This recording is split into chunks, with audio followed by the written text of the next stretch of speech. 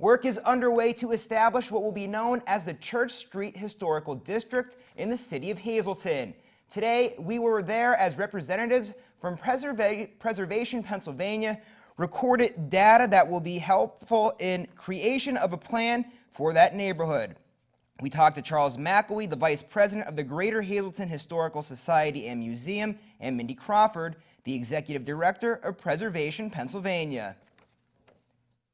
Right here in the heart of the proposed Church Street Historic District. So this is a partnership between the Historical Society in Hazleton, the Downtown Hazleton Alliance for Progress, the City of Hazleton, and the Can-Do Community Foundation. So we're working with Preservation Pennsylvania throughout the past week, coming up with a game plan for the proposed historic district. So our consultants through Preservation Pennsylvania, which is one of the lead advocacy organizations for preservation in the state, they're doing a survey of all the residential properties in the neighborhood to really help us devise a strategy with our steering committee to have the city establish a local historic district.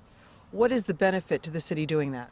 The benefit for the city is immense. I mean, you see the momentum with downtown Hazleton in the past few years through DHAP, and they initially started with a strategic plan. We're hoping the same could be done for the historic district, that it would improve the perception of the neighborhood. We've had so many walking tours the past few years, and we also want to create a framework for improving the properties in the neighborhood, and that would obviously involve preserving them since there are so many historic properties within this proposed district.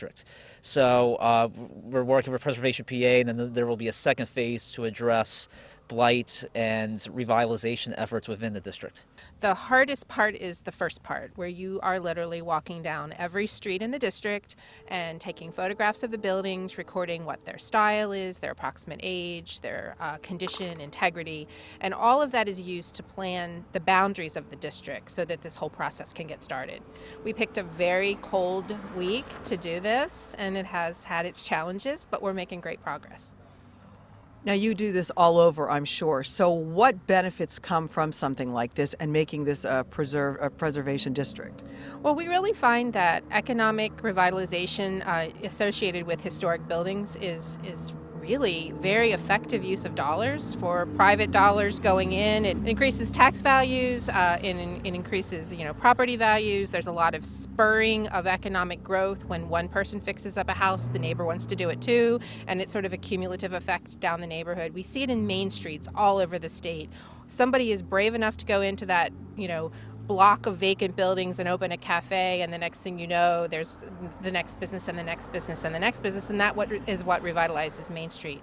It happens that way in residences too, residential neighborhoods, because people see what their neighbors are doing and they want their house to look good too. The surveyors will return to finish the data collecting process. While boundaries of the proposed historical area are not finalized yet, it will include portions of Diamond Avenue, Church, Laurel, and Vine Streets, along with the Vine Street Cemetery.